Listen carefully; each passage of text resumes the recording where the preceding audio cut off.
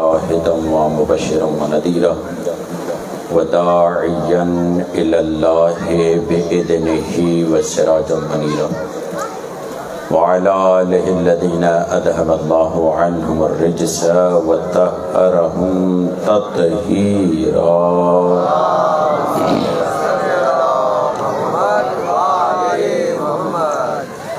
اللهم صل وسلم وزد وبارك على صاحب دعوة النبوية والصولة الحيدرية والعصمة الفاطمية والحلم الحسنية والشجاعة الحسينية والعبادة السجادية والمآثر الباقرية والآثار الجعفرية والعلوم القادمية والحجج الرضوية وجود التقوية والنقاوة النقوية والهيبة العسكرية والغيبة الإلهية أعني بقية الله في الأرضين روحي وأرواح العالمين لتراب مقدمه الفدا ولعنة الله على أعدائهم أجمعين من يومنا هذا إلى قيام يوم الدين.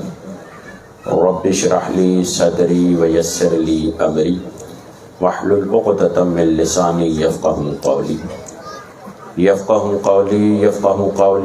أما بعد فقد قال الله سبحانه وتعالى في كتابه المجيد وفرقانه الحميد وقوله الحق.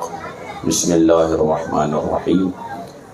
من المؤمنين رجال صدقوا ما عاهدوا الله عليه فمنهم من قضى نحبه ومنهم من ينتظر وما بدلوا تبديلا.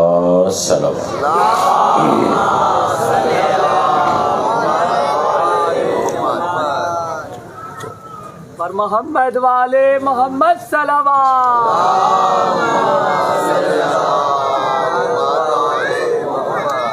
سجاد انتے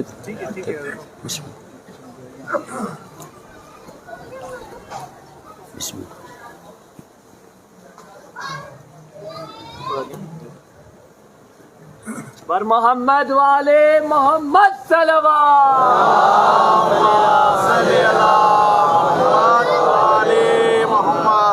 مؤمنین میں سے کچھ مرد ایسے ہیں جو اللہ کے عہد کو پورا کرتے ہیں،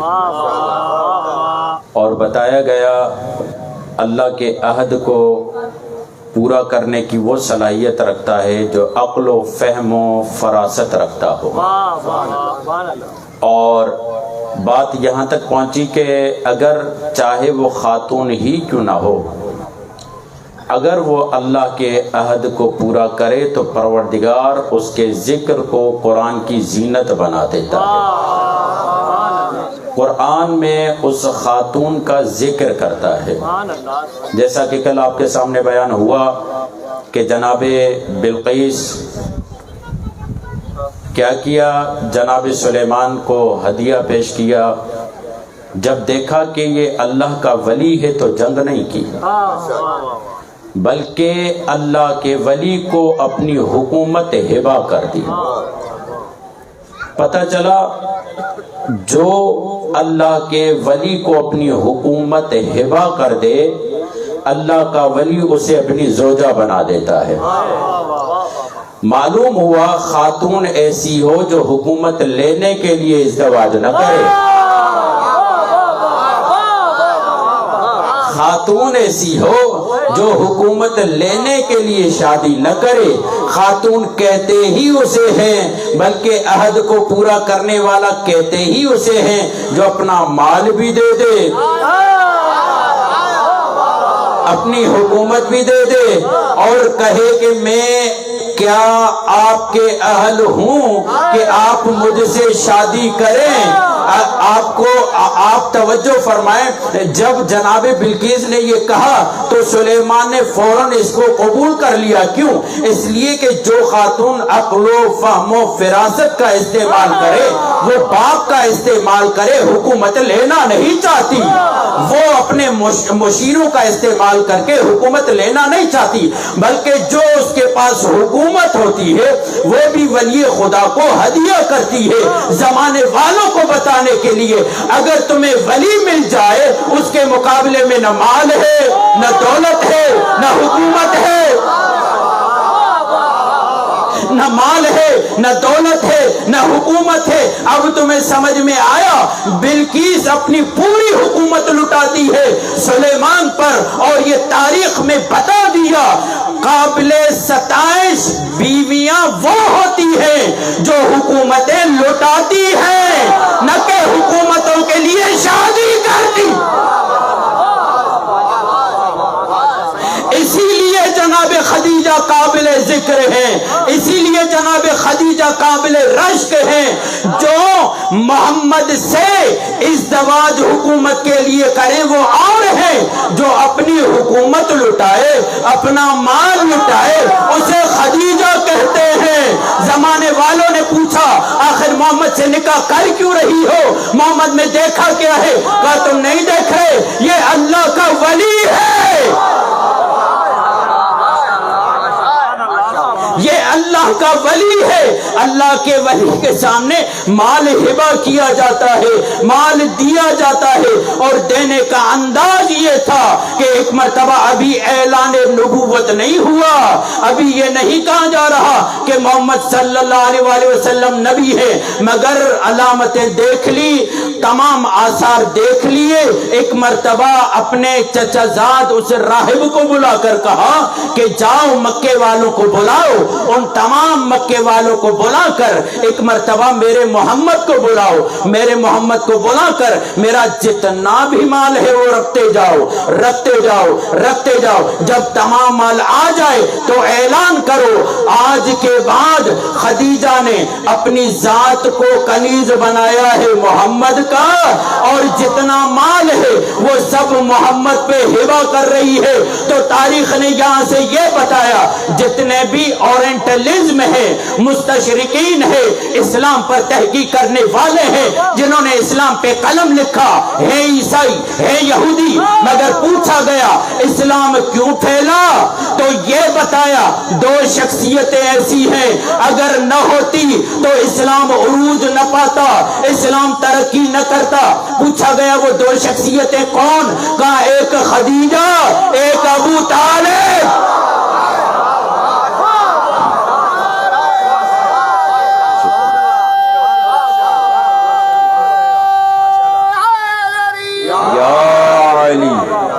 ایک خدیجہ، ایک حضرت ابو طالب۔ جب ولی خدا کے آثار ظاہر ہو جائیں تو وہاں پر جان بھی قربان کی جاتی ہے، وہاں پہ مال بھی قربان کیا جاتا ہے، وہاں پر اپنے آپ کو قربان کیا جاتا ہے۔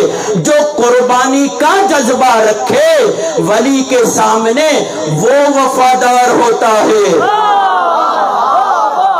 وہ وفادار کہلاتا ہے۔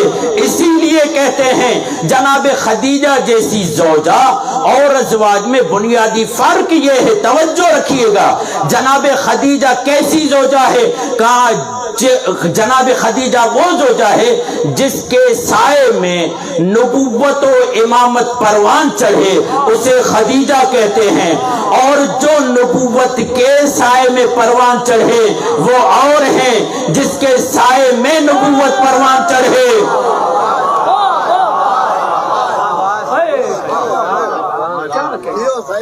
اسی لیے رسول خدا فرماتے تھے، کہنے والے نے جب کہا کہ آپ تو ہمیشہ خدیجہ کو یاد کرتے رہتے ہیں، توجہ ہے، توجہ فرمائیں، آپ تو ہمیشہ خدیجہ کو یاد کرتے رہتے ہیں، تو وہاں پر رسول خدا نے کہا اللہ نے مجھے خدیجہ جیسا تحفہ عطا کیا، اور خدیجہ نے اس وقت میری مدد کی جب کوئی مدد کرنے والا نہ تھا، اس وقت مجھ پہ ایمان لائی جب کوئی ایمان لانے کے لیے تیار نہیں تھا۔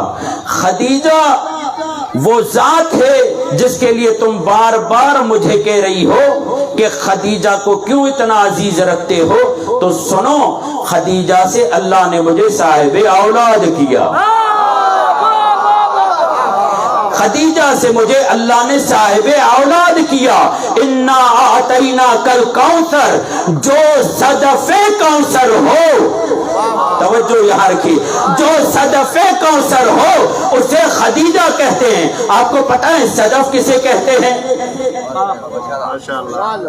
سیپ کو کہتے ہیں، سیپ کو صدف کہتے ہیں۔ اور آپ کو معلوم ہونا چاہیے سیپ میں آسانی سے موتی پیدا نہیں ہوتا،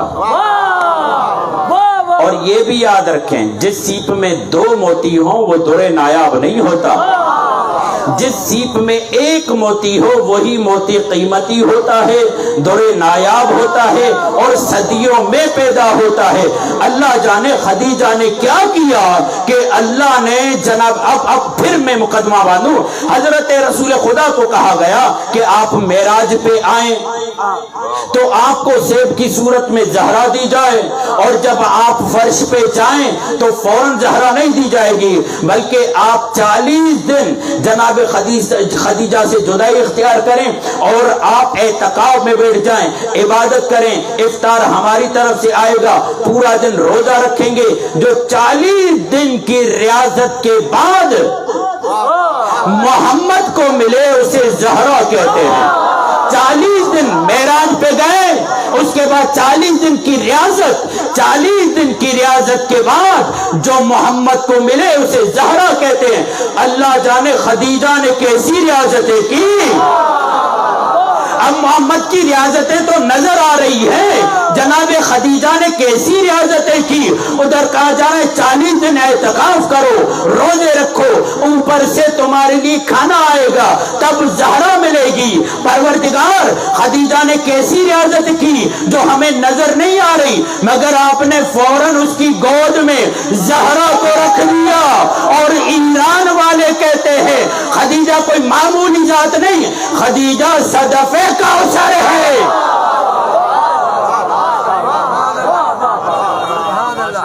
جناب خدیجہ صدف کوثر کیا کیا؟ اپنے ولی سے عہد کو پورا کیا، اور جو اپنے ولی سے عہد کو پورا کرے۔ رسول خدا آئے، ایک مرتبہ زمین پہ بیٹھ گئے اور بیٹھ کر مسلمانوں کو متوجہ کیا کہ آؤ میں چند لکیریں زمین پہ کھینچتا ہوں تاکہ ان لکیروں کے ذریعے یا آپ کی زبان میں ڈایاگرام کے ذریعے تمہیں اسلام سمجھا۔ کیونکہ دیکھیں اسلام کی کئی زبانیں ہیں، زبان بولنے کو نہیں کہتے، زبان اپنا مطلب ما فی ضمیر پہنچانے کو کہتے ہیں۔ اس ما فی ضمیر پہنچانے کے کئی ذریعے ہو سکتے ہیں، تصویر بھی ہو سکتی ہے، ڈرائنگ بھی ہو سکتی ہے، تحریر بھی ہو سکتی ہے، مووی بھی ہو سکتی ہے۔ جو ذریعہ اپنے ما فی ضمیر پہنچانے کا ہے اسے زبان کہتے ہیں، اور اسلام نے ہر زبان اختیار کی تاکہ لوگوں تک ہدایت پہنچ جائے۔ ہر زبان۔ رسول خدا بیٹھے، لکیریں کھینچی رسول خدا نے، ایک سیدھی، پھر یوں، پھر یوں، پھر یوں، چورس، 4 کونے، جی اس کو کیوبک بھی کہتے ہیں میرے خیال، ہاں کیوبک، 4 کونے۔ اب رسول خدا نے کہا بتاؤ یہ کیا ہے؟ جہاں جلد بازی کی وہاں نقصان میں رہے، اور جہاں کا اللہ اور اس کا رسول بہتر جانتا ہے تو فائدے میں رہے۔ اللہ اور اس کا رسول بہتر جانتا ہے تو فائدے میں رہے، کا اللہ اور اس کا رسول بہتر جانتا ہے۔ تو ایک مرتبہ رسول خدا نے کہا دیکھو یہ جو ڈایاگرام میں نے بنایا ہے، کیوبک میں نے بنایا ہے، 4 کونے میں نے بنائے ہیں، اس کے اندر پوری انسانیت ہے۔ اتنے سے ٹکڑے میں پوری انسانیت؟ کہاں پوری انسانیت ہے؟ کہا یا رسول اللہ سمجھانا کیا چاہتے ہیں؟ کہا دیکھو یہ جو اوپر والی لکیر ہے یہ مثل ہے یا مثیل ہے میری بیٹی فاطمہ سے، یہ نیچے والی جو لکیر ہے یہ مثیل ہے میری زوجہ خدیجہ سے، یہ جو دائیں طرف والی لکیر ہے یہ مثیل ہے جناب آسیہ سے، بائیں طرف والی جو لکیر ہے یہ مثیل ہے جناب مریم سے۔ یہ 4 خواتین ہیں، دیکھو اگر تم لوگ ان کی پیروی کرو، میں نے جملہ کہہ دیا، صحابہ کو کہا جا رہا ہے، مردوں کو کہا جا رہا ہے کہ خواتین کی پیروی کرو، ہوگا کیا؟ کہا اگر ان 4 کی پیروی کرو گے تو جنت تمہارا مقدر ہے، انسانیت تمہارے پاس ہے۔ یا رسول اللہ ان 4 نے آخر کیا کیا؟ جناب مریم معصومہ، جناب زہرا معصومہ، ادھر جناب خدیجہ اور آسیہ بنت مزاحم زن فرعون، ظاہری اعتبار سے عصمت کا عنوان نہیں، مگر انہوں نے کیا کیا کہ یہ 4 ہستیاں ساتھ میں آ گئی اور نبی کہہ رہے ہیں کہ اگر ان کی میرے صحابی پیروی کریں،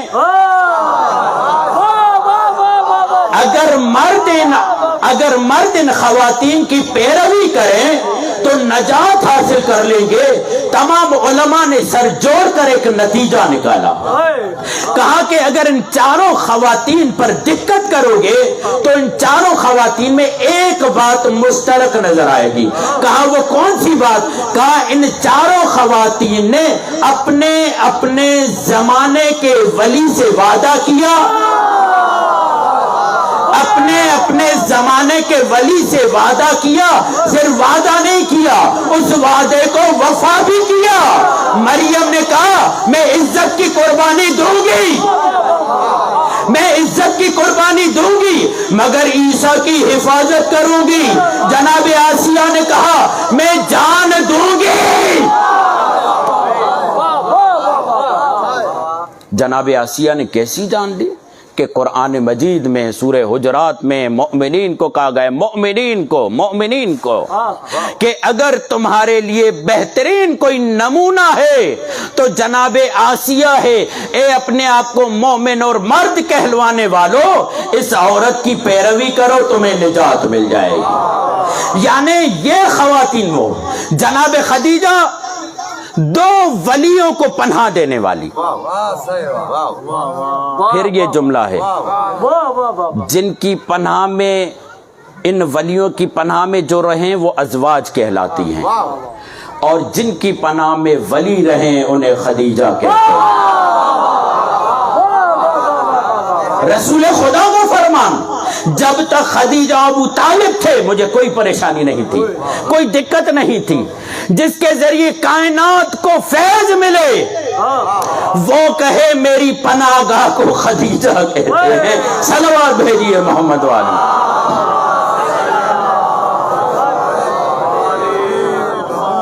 اور جناب سیدہ جناب خدیجہ نے جناب مصطفیٰ اور علی مرتضیٰ کی پناہ گاہ ہیں۔ جناب فاطمہ رسول خدا سے لے کر امام حسین تک، اور جس نے جتنے ولیوں کے لیے قربانی دی اس کا اتنا درجہ بلند ہو گیا۔ جناب زہرا کا درجہ کیوں بلند ہے؟ جناب زہرا کے بعد جناب خدیجہ کا درجہ کیوں بلند ہے؟ جناب خدیجہ کے بعد جناب مریم کا درجہ کیوں بلند ہے؟ جناب مریم کے بعد جناب آسیہ بنت مزاحم کا درجہ کیوں ہے؟ دیکھیں جناب زہرا نے 4 ولیوں کو پناہ دی، 4 ولیوں کے مقصد کو محفوظ کیا۔ رسول خدا، مولا علی، امام حسن، امام حسین۔ اسی لیے علامہ اقبال نے کہا تھا مزرع تسلیم را حاصل بطول، مصطفیٰ کی تمام محنتوں کا نتیجہ بطول ہے۔ اگر بطول نہ ہوتی، مصطفیٰ کا پیغام محفوظ نہ رہتا. یعنی جتنے بڑے لیول کے ولی کی حفاظت کی درجہ اتنا بلند. اب مجھے بتائیں علی و مرتضی، علی و مصطفیٰ بلند یا عیسیٰ؟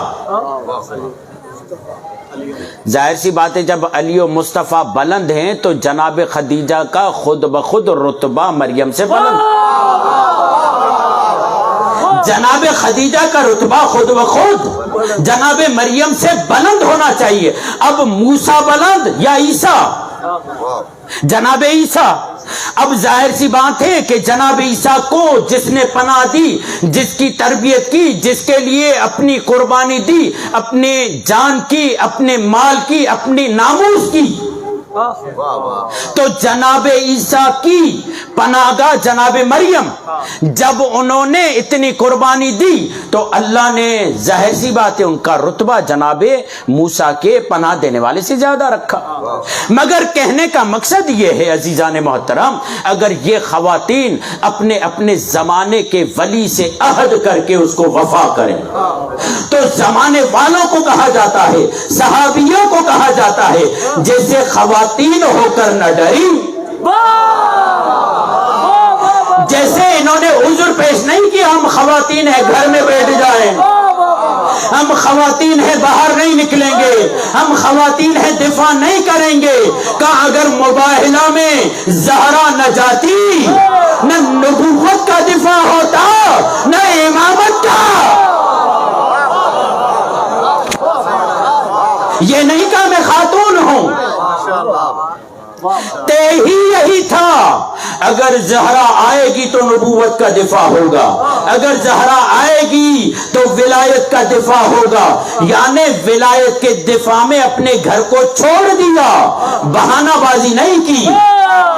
بھائی جو خاتون ہو کر گھر کو چھوڑ دے ولایت کا دفاع کرے، اور جو مرد ہو کر گھر میں بیٹھ جائے. اب مجھے ایمان سے بتاؤ افضل کون، جو خاتون ہو کر گھر سے نکل کر ولایت کا دفاع کرے یا بھاگ کر جو گھروں میں بیٹھ جائے؟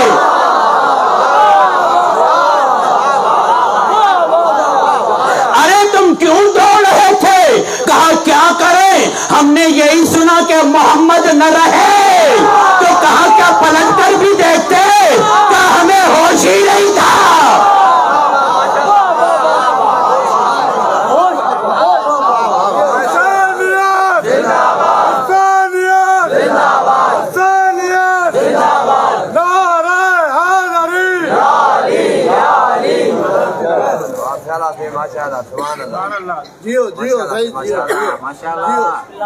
جو خاتون ہو کر ولی کا دفاع کرے، جو خاتون ہو کر ولی سے عہد و پیمان کرے.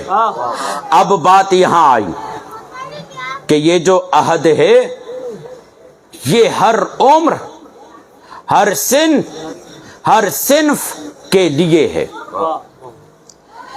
عہد کئی مرحلوں میں تقسیم ہوتا ہے. اگر عہد کا آج ترجمہ کروں تو ذہن میں بٹھائیے، عہد ذمہ داری کو کہتے ہیں. عہد یہ ایک جملہ لیا، عہد ذمہ داری کو کہتے ہیں. اور جس نے جتنا اپنے آپ کو تیار کیا اسے اتنی ذمہ داری ملے گی. بڑی مہربانی. یعنی جس نے اپنے آپ کو جس عہد کے لیے تیار کیا، ہر کوئی تو استاد نہیں بنتا، ہر کوئی تو پولیس والا نہیں بنتا، ہر کوئی تو وکیل نہیں بنتا، ہر کوئی تو کیشیئر نہیں بنتا. جس نے جس عہد کے لیے اپنے آپ کو تیار کیا خود بخود وہ عہد اس کے پاس آ جائے گا. جس نے بڑے عہد کے لیے تیار کیا اس کے لیے بڑا عہد ہے، جس نے چھوٹے عہد کے لیے تیار کیا اس کے لیے چھوٹا عہد ہے. کوئی ضلع کا صدر بن جاتا ہے، کوئی ملک کا صدر بن جاتا ہے. کیوں؟ کہا اس لیے کہ جس نے اپنے آپ کو بلند کیا اسے ویسا عہدہ ملے گا. مگر مجھے معاف کرنا میرے دوستوں، کل پاکستان کے آزادی کا جشن بھی ہے، بہت ساری چیزوں سے ہمیں آزاد ہونا ہے، مگر یہاں پر اہلیت دے کر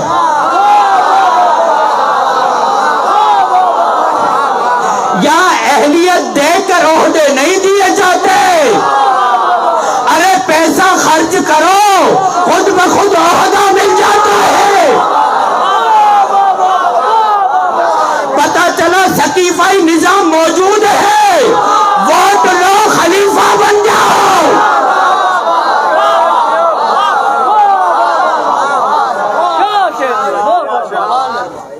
بقول علامہ اقبال کے، ایک گدھے کو 20 لوگ مل کر انتخاب کر لیں، جمہوریت کا سب سے بڑا نقصان یہی ہے.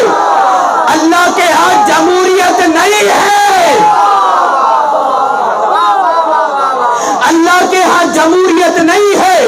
اللہ جسے عہد پاتا ہے اسی کو عہد دیتا ہے. اگر نبوت کے اہل ہے تو نبی بنائے گا، اگر رسالت کے اہل ہے تو رسول بنائے گا، اگر امامت کے اہل ہے تو امام بنائے گا. ابراہیم پہلے اہل بن جاؤ. ابراہیم نبوت کے اہل تھے، نبوت دے دی. خلت کے خلیل بننے کے اہل تھے، خلت دے دی. رسالت رسول بن کے اہل تھے، رسالت دے دی. امامت کے لیے اہل تو بناؤ، اپنے آپ کو بلند کرو، کیونکہ میرے ہاں نہ ووٹوں سے عہدہ ملتا ہے، نہ سفارش سے ملتا ہے. اگر اہل بناؤ گے تو تمہیں یہ عہدہ ملے گا. وَإِذِ ابْتَلَىٰ إِبْرَاهِيمَ رَبُّهُ بِكَلِمَاتٍ، اللہ نے ابراہیم سے کلمات کے ذریعے امتحان لیا. پھر کہا قَالَ إِنِّي جَاعِلُكَ لِلنَّاسِ اماما، ہم تمہیں امام بناتے ہیں. پتہ چلا امام عہد کا نام ہے، نبوت عہد کا نام ہے، رسالت عہد کا نام ہے، ولایت عہد کا نام ہے. ابراہیم نے تیار کیا، اللہ نے جب امتحان لیا. وَإِذِ ابْتَلَىٰ إِبْرَاهِيمَ رَبُّهُ بِكَلِمَاتٍ فَأَتَمَّهُنَّ، تو اللہ بتاتا ہے کہ اس نے پورے کیے. قَالَ، ہم نے کہا، انی جاعلک للناس اماما، ہم تمہیں لوگوں کا امام بناتے ہیں. نبوت ملی، نہیں کہا کہ اولاد میں دو. خلت ملی، نہیں کہا کہ اولاد میں دو. رسالت ملی، نہیں کہا کہ اولاد میں دو. اللہ جانے امامت میں ابراہیم نے کیا دیکھا، اللہ جانے امامت میں ابراہیم نے کیا دیکھا. فوراً کہا قال ومن ذریتی، قال ومن ذریتی، پروردگار کیا یہ امامت میری ذریت میں آئے گی؟ اللہ نے کیا کہا؟ قال لا ینال عہدی، قال لا ینال عہدی، یعنی یہ میرا عہد. قال لا ینال عہدی الظالمین، میرا یہ عہد ظالم کو نہیں ملے گا. پتہ چلا ظالم کچھ بھی کر لے امام نہیں بن سکتا، چاہے بیٹیاں دے دے، چاہے رشتے بنا لے، رشتے بنانے سے کوئی امام نہیں بنتا. امام بنتا ہے اپنے آپ کو اہل بنانے سے. اور یہ یاد رکھنا، امامت عہد ایسا ہے نہ کوئی چھین سکتا ہے، نہ کوئی لے سکتا ہے. جسے اللہ امام بنائے وہی امام ہوتا ہے. عہد ذمہ داری، جس نے جتنے عہد کے لیے اپنے آپ کو تیار کیا، اللہ اس کو اسی عہد کے مطابق، اسی اہلیت کے مطابق عطا کرے گا. اور یہ بھی یاد رکھنا، ممکن ہے ایک آدمی کے پاس عہد ہو، ذمہ داری ہو، مگر اس سے زیادہ فضیلت والا اور موجود ہو. پہلا نقطہ تو یہ ذہن میں رکھیں، پہلا نقطہ تو یہ ذہن میں رکھیں، اللہ اپنا عہد بغیر اہلیت کے نہیں دیتا۔ جس کے پاس جتنی اہلیت ہے اس کو اتنا ہی عہدہ، ورنہ وہ بوجھ اٹھا ہی نہیں پائے گا۔ کہا تھا یا رسول اللہ میں آپ کو اٹھاؤں، کہنے والے نے کہا تھا اللہ اکبر، وہ بوجھ نہیں اٹھا پائے گا۔ جس میں اہلیت نہیں ہے وہ بوجھ نہیں اٹھا پائے گا۔ جس میں جتنی اہلیت تھی اللہ نے اس کو اتنا عہد دیا، ذمہ داری دی، نبوت دی، رسالت دی، خلافت دی، امامت دی۔ مگر بعض اوقات ایسا ہے عہد کسی اور کے پاس ہے، رتبہ کسی اور کے پاس، زیادہ فضیلت کسی اور کے پاس۔ آپ نے دیکھا ہوگا ایک آدمی ماسٹر ہے، پرنسپل ہے، ہیڈ ماسٹر ہے، ظاہری طور پر عہدہ ہیڈ ماسٹری کا اس کے پاس ہے، مگر پی ایچ ڈی والا اس سے بڑھ کر موجود ہے۔ یہ دنیاویت، اللہ کے ہاں بھی یہ ہے۔ ممکن ہے ایک نبی، ایک رسول ہو، ایک ولی ہو، مگر اس سے بڑھ کر کوئی اور ولایت والا ہو اور اسے عہدہ بھی نہ ہو۔ مثال دوں، حضرت موسیٰ اور حضرت خضر، عہدہ کس کے پاس ہے؟ فضیلت کس کی زیادہ ہے؟ جناب خضر کی۔ جناب موسیٰ نے یہ سوچا کہ شاید مجھ سے زیادہ کوئی روئے زمین پر فضیلت والا، کیونکہ عہدہ میرے پاس ہے، اللہ نے رسالت مجھے دی ہے۔ اللہ نے کہا ہم نے اپنے ولیوں کو چھپا رکھا ہے، ہم نے اپنے ولیوں کو چھپا رکھا ہے، تمہیں غلط فہمی نہ ہو، چلو تمہیں اپنے ولی سے ملا دیتا ہوں تاکہ تمہیں پتہ چلے تم اور ہو وہ اور ہے۔ حضرت موسیٰ چلے، اللہ نے شرط لگائی، اپنے شاگرد کو لیا۔ بہرحال وہ حضرت موسیٰ گئے اور حضرت خضر نے شرطیں لگائی، میرے ساتھ تم نہیں رہ سکتے، تمہاری ولایت نیچے ہے، میری ولایت اپر ہے، اوپر ہے۔ نیچے والا اوپر والے ولایت کے کاموں کو سمجھ نہیں سکتا۔ اب مجھے انصاف سے بتائیں، جو موسیٰ جیسا نبی ہو وہ ولیوں کے کاموں کو نہ سمجھ سکے تو یہ امت علی کے کاموں کو کیا سمجھے؟ یہ امت مولا علی کے کاموں کو کیا سمجھے؟ 3 کام کیے جناب خضر نے، وہ سب سنے ہوئے آپ کے، تینوں کاموں میں جناب موسیٰ فیل ہو گئے۔ آخر میں خود ہی کہہ دیا میں آپ کا شاگرد نہیں بن سکتا۔ پتہ چلا ولی کا ہر کوئی شاگرد نہیں بنتا۔ یار موسیٰ جیسا نبی بھی خضر جیسے ولی کا شاگرد نہیں بن پا رہا، کیونکہ شاگرد بننے کے لیے صبر چاہیے۔ اب میرا سلام ہو سلمان پر، میرا سلام ہو ابو ذر پر، کیسا صبر تھا علی کے شاگرد،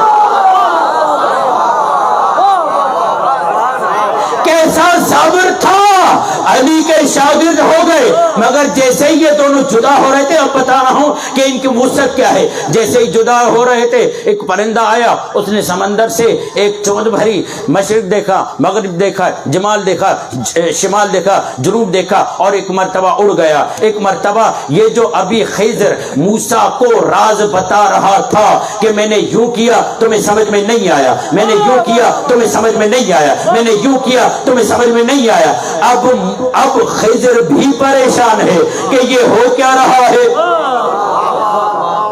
یہ ہو کیا رہا ہے جو ابھی تک موسیٰ کو سکھا رہا تھا اب خود کو سمجھ میں نہیں آ رہا۔ تو ایک مرتبہ جبرائیل نے نازل ہو کر بتایا خبردار، اللہ کا قانون یہ ہے کہ ولی پر ولی کو رکھتا ہے۔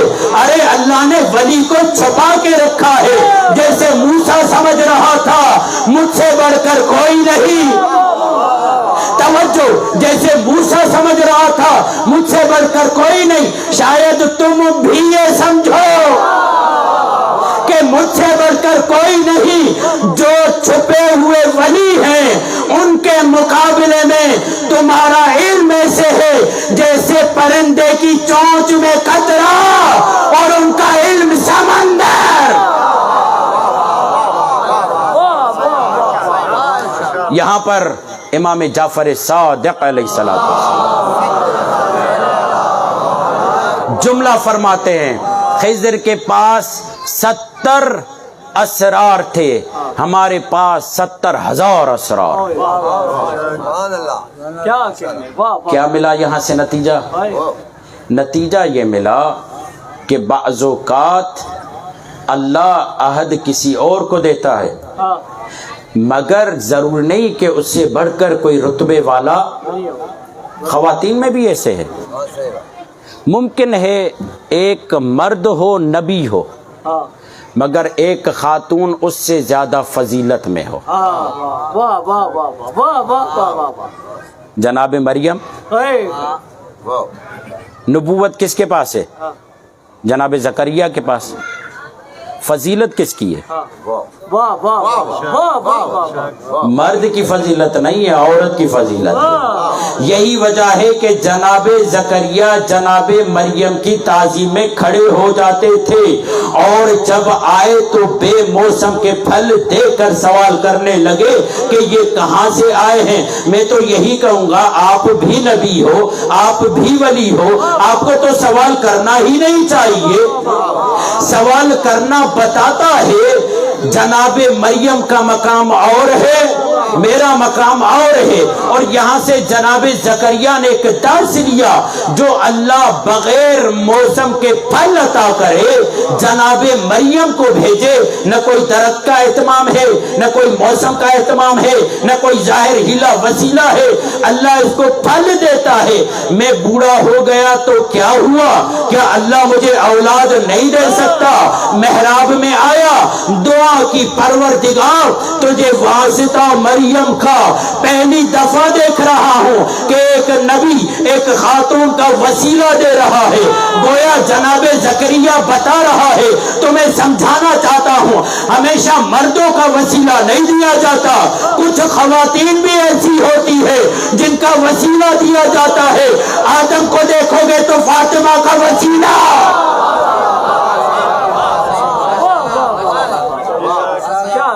کچھ خواتین ایسی ہیں۔ پروردگار عالم نے ان پر عہد نہیں رکھا، وہ عہد نہیں رکھا، یعنی کیا؟ ظاہری طور پر نبوت و رسالت و خلافت و امامت نہیں دی، مگر ان کا مقام ان سے بڑھ کر ہے جن کے پاس امامت ہے۔ اب میں آپ سے سوال کرتا ہوں، آپ مجھے یہ بتائیے، جناب زہرا کا مقام زیادہ یا امام حسن کا؟ جناب زہرا کا مقام زیادہ یا امام حسین کا؟ امام تو نہیں ہے، امام تو نہیں ہے۔ امام حسن عسکری نے جملہ کہا، فرماتے ہیں نحن حجت اللہ علی الخلق، ہم اللہ کی طرف سے مخلوق پر حجت ہیں، اور جو ہم پر حجت ہے اسے فاطمہ کہتے ہیں۔ جو ہم پر حجت ہے اسے فاطمہ کہتے ہیں۔ اسی فاطمہ نے کربلا کے لیے حسین کو پالا۔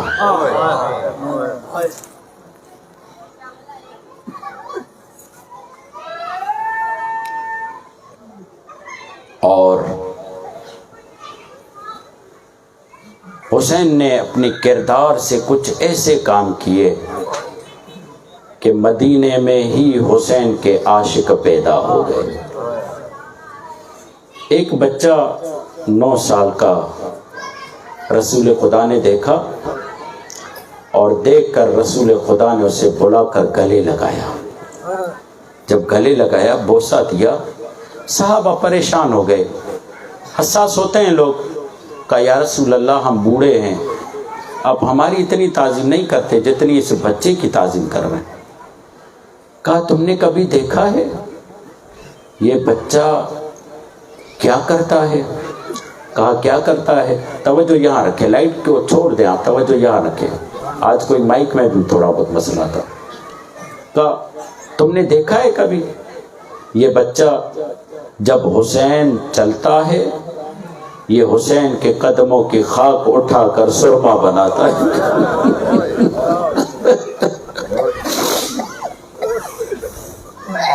تم نے دیکھا ہے یہ میرے حسین کے قدموں کو چومتا ہے؟ تم نے دیکھا ہے میرا حسین چلتا ہے یہ اس کے لیے راستہ صاف کرتا ہے، کہیں حسین کو کوئی کانٹا نہ چبھنے پائے، کہیں حسین کو کوئی تکلیف نہ ہونے پائے۔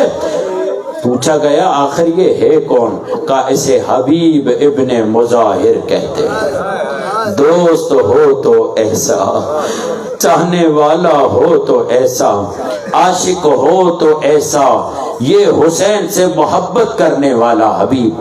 آپ کو پتا ہے کربلا میں جتنے بھی شرکت کرنے والے تھے، اوروں کے شریک ہونے اور حبیب کے شریک ہونے میں بڑا فرق ہے۔ اوروں کو مولا حسین نے یاد کیا تھا، حبیب کو حسین کی بہن زینب نے یاد۔ اجرکم اللہ، اجرکم اللہ۔ اپنی آوازوں کو آزاد رکھیں، یہ رونے کے دن ہیں، یہ گریے کے دن ہیں، یہ بکا کے دن ہے۔ مولا صادق سجدے میں جا کر جملہ کہتے پروردگار ان آنکھوں پر رحم فرما جو آنکھیں میرے جد کے لیے گریا کرتی ہیں، کبھی شرما کر مت روا کرو۔ کیوں؟ اس لیے کہ زہرا کسی کے رونے کا قرض اپنے پاس نہیں رکھتی۔ ارے جو روتا ہے زہرا ان کے لیے روتی ہے۔ ایک خاتون جوان بیٹا مر گیا اور ایک مرتبہ اس نے کہا محرم کے دن آئے ہیں، میں اپنے بچے پر نہیں روؤں گی، میں زہرا کے لال کو روؤں گی۔ 10 دن پورے ہو گئے، 11ویں دن اپنے بیٹے کی قبر پہ پہنچی، کیا دیکھی کوئی وہاں مستور ہے جو رو رہی ہے۔ کہا اے خاتون شاید تم سے اشتباہ ہوا ہے، شاید تم سے غلطی ہوئی ہے، یہ تمہارے بیٹے کی قبر نہیں ہے۔ ایک مرتبہ پکار کر کہا ہاں مجھے بھی پتا ہے یہ تیرے بیٹے کی قبر ہے، کیا تم نے مجھے نہیں پہچانا؟ کہا مستور میں نے تمہیں نہیں پہچانا۔ کہا جس کے بیٹے کو 10 دن تم روتی رہی، ارے میں تمہارے بیٹے کو رو رہی ہوں۔ ارے آقا زادی زہرا کہا میں گنہگار، اجرکم اللہ، کہا میں گنہگار، کہا ہم کسی کا قرض نہیں رکھتے، اگر تم میرے حسین پر رو گے ہاں زیادہ رو۔ یہ حبیب وہ ہے جسے بی بی زینب نے یاد کیا، بھائی کو بلایا، بھائی سب آ گئے مگر آپ کے ایک دوست کی کمی ہے، وہ بھی آنا چاہیے۔ پوچھا بہن کون؟ کہا آپ کا دوست حبیب، آپ چلتے تھے آپ کے قدموں کی خاک اٹھاتا تھا، آپ چلتے تھے آپ کے قدموں کی جگہ کو صاف کیا کرتا تھا۔ حسین نے خط لکھنا شروع کیا، خط لکھ کر جب حسین نے اپنا نام لکھا، بی بی زینب نے کہا بھیا ایک کام کریں گے؟ بولو زینب کیا چاہتی ہو؟ بھیا میرا بھی نام لکھ دو، بھیا میرا بھی نام لکھ دو۔ کہا کیوں زینب؟ کہا بھیا اس لیے شاید آپ کا نام دیکھ کر جلدی نہ کرے، جب میرا نام دیکھے گا نا سمجھ جائے گا حسین غریب ہو چکا ہے، حسین غریب ہو چکا ہے، حسین اپنی بہنوں کے ساتھ کربلا میں آیا ہے، حبیب کو جلدی کرنی چاہیے۔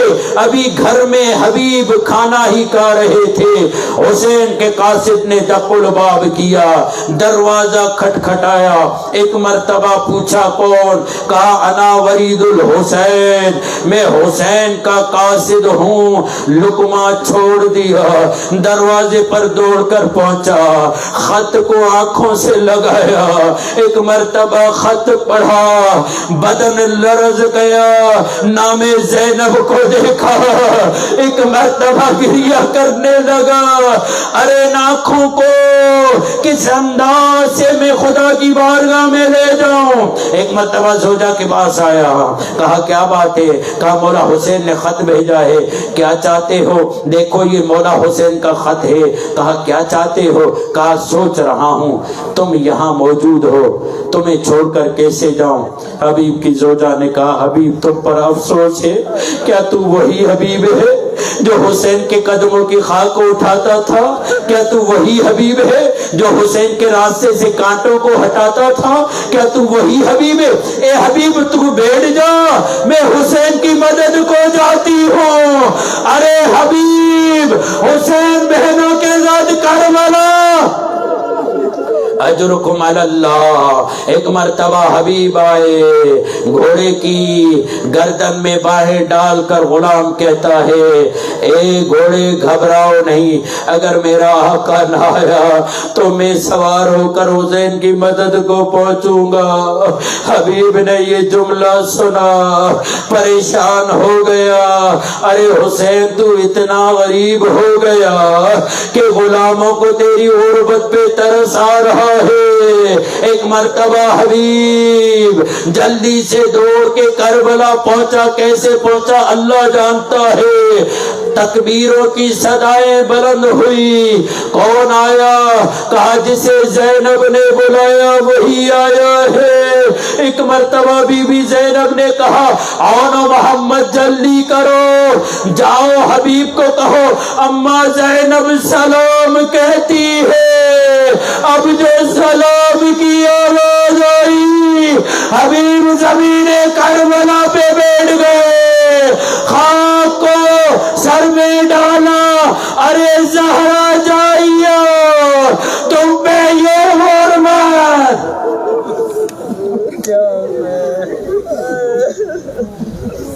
الا لعنت اللہ علی قوم الظالمین فسيعلم الذين ظلموا أي منقلب ينقلبون۔